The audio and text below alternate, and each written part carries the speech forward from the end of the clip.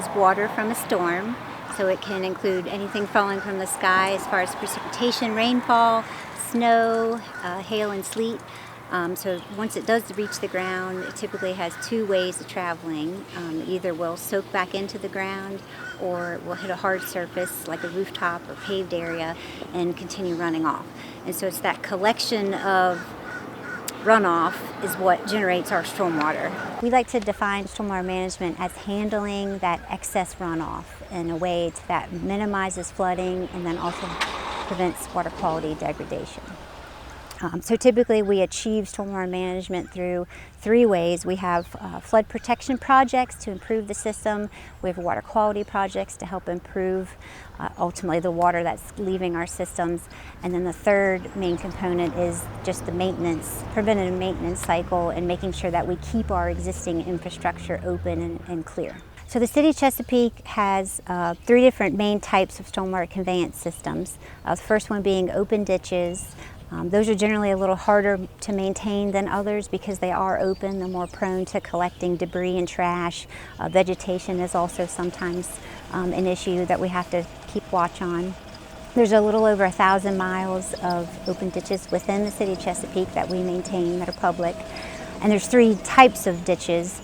We have roadside ditches that are parallel to the road that are the primary collectors of the stormwater coming off the pavement. Eventually those all collect to a single outfall point that will be a ditch that turns off the road, known as a lead or outfall ditch, which is generally a little larger than roadside ditches. And then the lead outfall ditches will eventually outfall into a natural channel or a master drainage facility, which is typically like a finger to the river. So the second type of conveyance system we have is our underground storm piping. So the City of Chesapeake has a little over 600 miles of that type of piping that's public that we maintain. Those are generally easier to maintain because they are a closed system. However, it's sometimes harder to identify problems because it is underground and you can't see it. Best management practices, or also known as BMPs, are the third type of stormwater conveyance system we have in the city.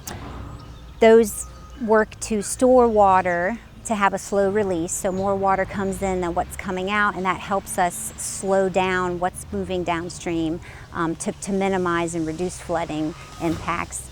The good thing with BMPs is they also provide a water quality treatment component, so they help collect that debris and trash and help with sediment deposition and collect nutrients. So we have cleaner water moving on downstream.